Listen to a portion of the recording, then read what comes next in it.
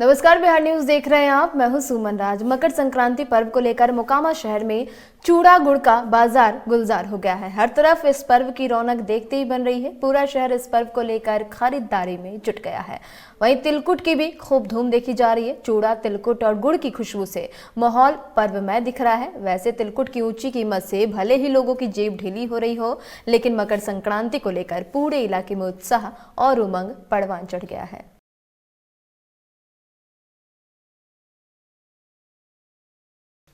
गोपालगंज जिले के बड़ौली थाना क्षेत्र के देवापुर गांव के पास दो बाइकों की टक्कर हो गई। वहीं दोनों बाइक सवार दो युवक जख्मी हो गए। जख्मी युवकों में सिद्धवलिया थाना क्षेत्र के खजुड़िया गांव का मरोज आलम और बरौली थाना क्षेत्र के देवापुर गांव के जितेंद्र प्रसाद शामिल है। इलाज के लिए दोनों को सदर अस्पताल में भर्ती कराया गया, जहां डॉक्टरों ने प्राथमिक उपचार करने के बाद जितेंद्र प्रसाद की हालत गंभीर देखते हुए गोरखपुर रेफर कर दिया है। देवापुर मोड़ जो है ना, वहाँ पे हुआ है। किससे एक्सीडेंट हुआ, किस गाड़ी से? शायद बोल रहे मोटरसाइकिल से हुआ है, बाइक से। दोनों आदमी बाइक के थे? हाँ। जो घायल व्यक्ति आपके क्या लगते हैं?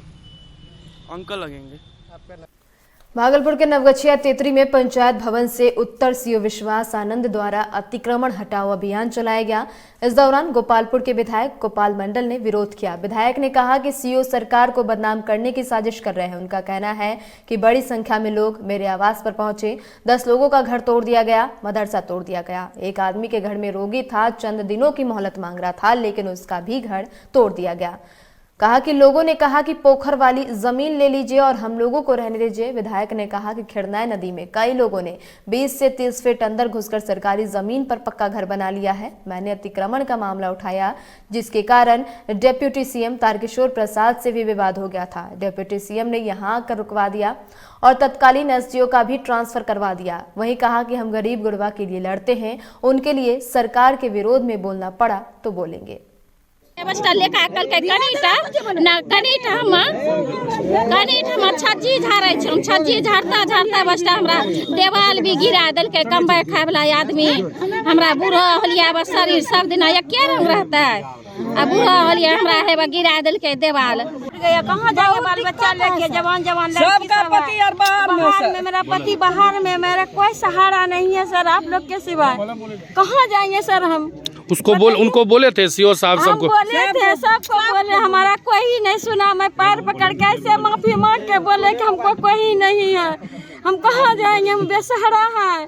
हम कहाँ जाएंगे? मेरा पति नहीं है यहाँ, बाहर मजदूरी करते हैं तो खाते हैं। मैं सियानी लड़की है, शादी करने वाला, 1 रुपया नहीं घर में शादी करने के लिए।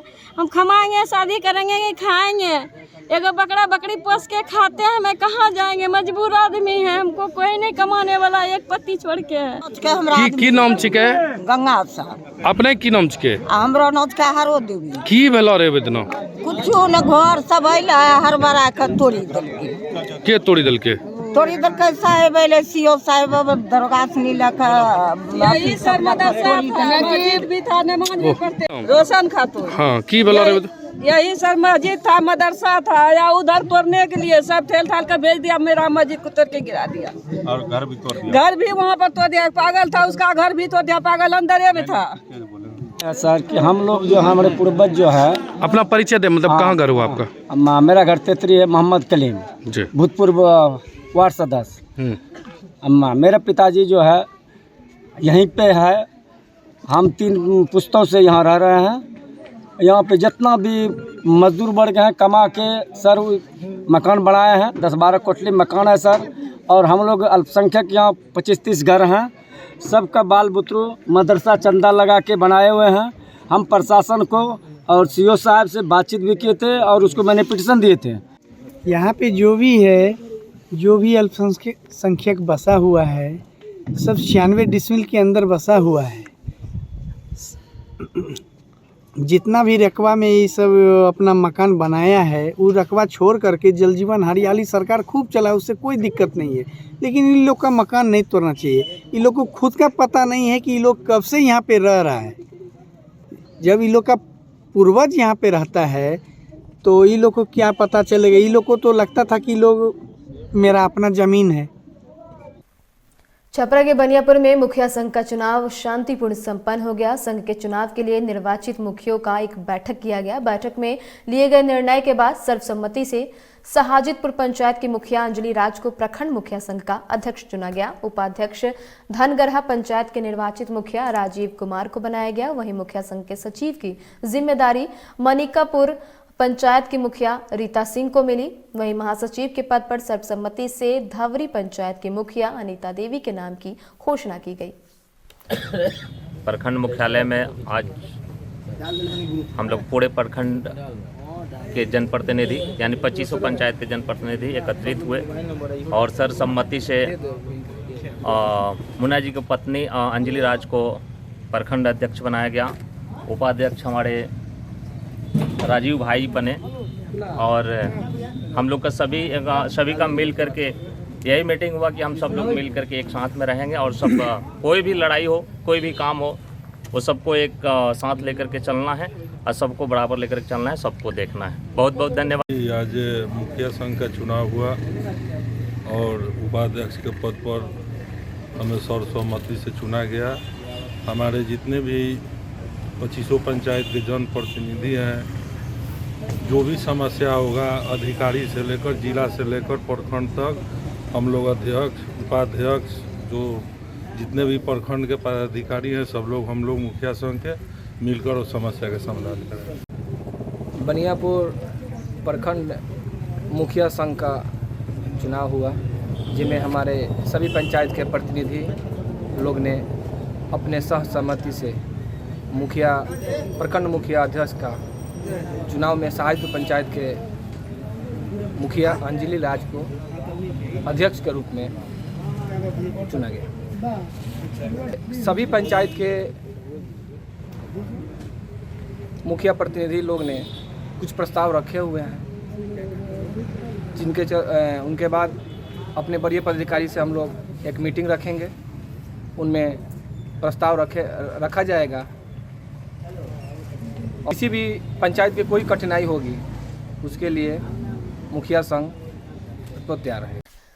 खबर रोहतास जिले के डेहरी से है, जहां कोविड गाइडलाइंस की धज्जियां उड़ाते हुए कई कोचिंग संस्थाएं चलाई जा रही थी। इस सूचना पर डेहरी अनुमंडल प्रशासन की टीम ने छापेमारी कर कई कोचिंग सेंटर को सील किया है।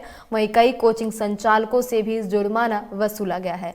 3 कोचिंग संस्थानों को जहां सील कर दिया गया, वहीं 4 कोचिंग संस्थानों से 2000 से लेकर 5000 रुपए तक के जुर्माना भी वसूले गए।